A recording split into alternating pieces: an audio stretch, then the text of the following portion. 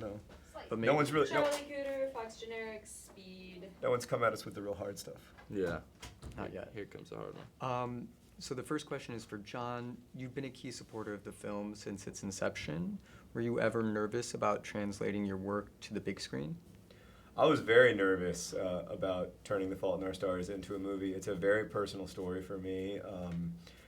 I care about it a lot, and I know that the readers of the book care about it a lot too. But pretty much from the first moment, everyone who has been involved with this movie has cared about the story, has been passionate about the story, has wanted to protect and honor the story. And I think the reason I've been so supportive of it is because I love it. I'm so proud of the work that they did, and I'm so grateful to them. Yeah. Nat, the second question is for you. Your character, Isaac, is dealing with an illness, but it seems like he's maybe more troubled by his romantic breakup. What's really going on with him? I was really wanting to be asked that.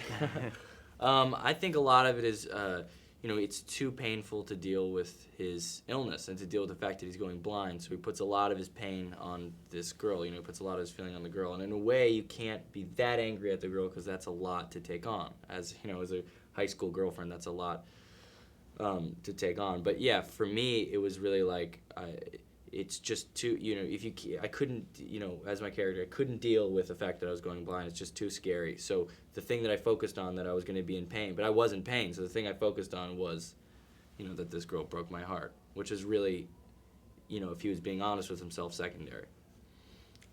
I think a lot of times that happens actually, where people give form to their, or find form to their pain, and a lot of times we find form to pain in the form of romantic relationships or romantic breakups, because like we've seen it in the movies and we've seen it in stories, and we know that like that's what pain is.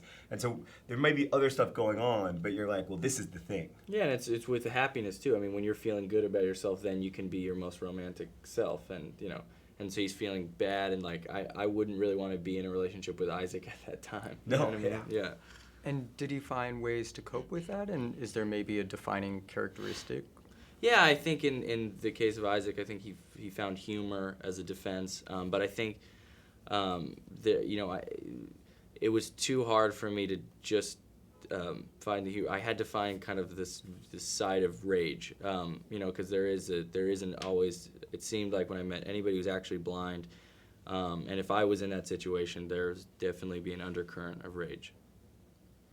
I think, we can all relate to that sense of humor and, humor as a an outlet defense, for anger. Would you say that there's something maybe universal about the film that everyone can relate to, or different inlets for all audiences to relate to? Yeah, I think the wonderful thing about this movie is whether you're a teenager or a parent, whether you're sick or healthy, the emotional realities resonate. The feeling of falling in love, the wonder of grappling with all of these great things happening while you're also having to ask the big questions about suffering and meaning in life. That's something that we're all doing. Yeah, and anytime you make a truthful piece of art, people will respond to it. And I think that when you're a teenager, that's an especially good.